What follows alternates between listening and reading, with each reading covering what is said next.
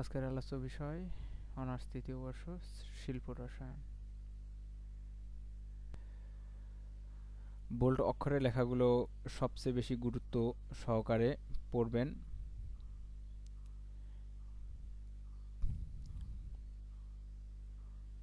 ক এবং টিকার জন্য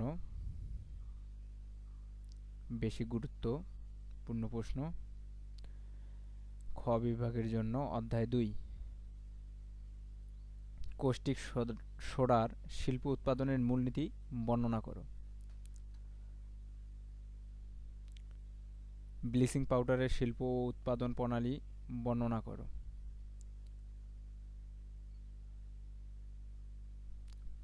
পোর্টল্যান্ড সিমেন্ট কি? প্রবাহচিত্রের সাহায্যে পোর্টল্যান্ড সিমেন্টের শিল্প উৎপাদন পদ্ধতি বর্ণনা করো।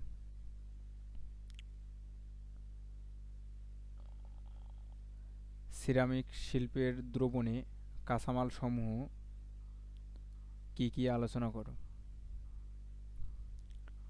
পোর্টল্যান্ড সিমেন্টের জমাট বাঁধা ও শক্তকরণ প্রক্রিয়া বর্ণনা করো। সিরামিক পণ্যের গ্লেজিং ও ডেকোরেশন সম্পর্কে বর্ণনা দাও। অধ্যায় 5-এর প্রশ্ন। সিমেন্ট টেস্টিং পরীক্ষাকরণ ও মান নিরূপণ করা হয় কিভাবে? রিফ্র্যাক্টরি কি? রিফ্র্যাক্টরি দ্রব্যের শ্রেণীবিভাগ আলোচনা করো।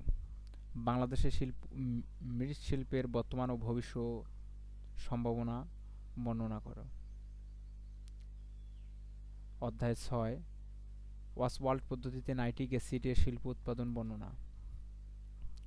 কয়লা উৎপত্তির 2টি মতবাদ বর্ণনা করো। প্রাকৃতিক গ্যাস হতে ইউরিয়া উৎপাদনের পদ্ধতি বর্ণনা করো। ঢালাই লোহা ও কাস্ট পেটা আয়রন কি? পেটা আয়রন ও ইস্পাত কি? এদের সংযুক্তি বৈশিষ্ট্য ও ব্যবহার তুলনা করো। পেট্রোলিয়াম বিভাজন বলতে কি বুঝো? এর প্রয়োজনীয়তা লিখো। তাপীয় ও প্রভাবকীয় কি? এদের মধ্যে পার্থক্য লিখো।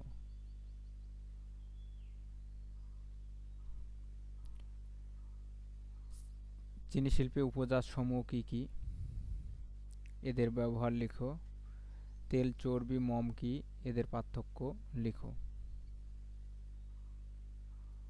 রং উপাদান সমূহ লেখো। এদের পার্থক্য ও তুলনা করো।